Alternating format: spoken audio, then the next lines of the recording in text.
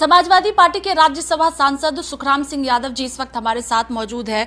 Sir, Uttar Pradesh सरकार ने budget पेश कर दिया है। बजट को आप किस तरह से देखते हैं, क्या लगता है? क्योंकि सरकार की तरफ से कहा जा रहा है कि सभी वर्गों को ध्यान में रखा गया।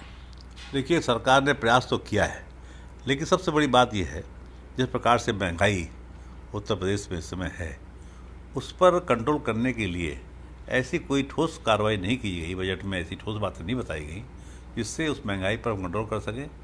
और डीजल और पेट्रोल के जो दाम बढ़े हुए थे उसको कम तो किया है, केंद्र सरकार के द्वारा कम किए गए हैं, लेकिन मैं समझता हूँ कि अभी भी इतने अधिक हैं कि जनता उससे परेशान है। मैं समझता हूँ दो बातों पर विशेष ध्यान देना चाहिए था।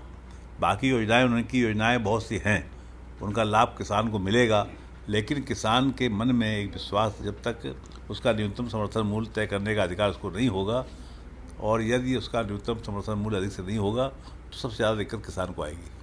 कितना नंबर 10 में से आप देते हैं यूपी सरकार के इस बजट को? देखिए, बजट सरकार जब पेश करती है तो ये बात चलती है कि हम जनता के हित की बात कर रहे हैं। अब इसका मूल्यांकन जब हो पाएगा, जब सारी योजनाएं लागू हो जाएंगी, इसके बाद में तय हो पाएगा कि कितना सफल हो पाते हैं बजट में और कितना जनता को लाभ मिलता है। अभी ये कह पाना मुश्किल होगा कि 10 में कितने नंबर इनको दिए जाएँ।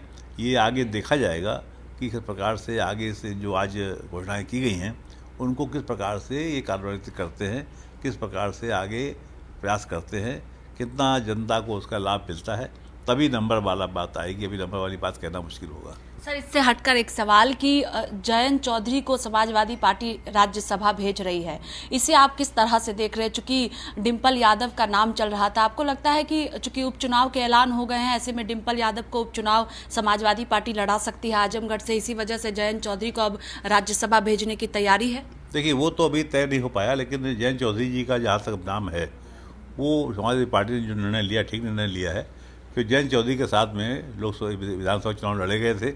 उस समय एक राय होकर के दोनों ने प्रचार प्रसार किया था। मैं समझता हूँ कि इस घोषणा से जो जयंत चौधरी का नाम आया है राज्यसभा के लिए, उसको समाजवादी पार्टी को बल मिलेगा, उसको लाभ मिलेगा। जो 2024 के लिहाज से भी आप इसे देख रहे हैं?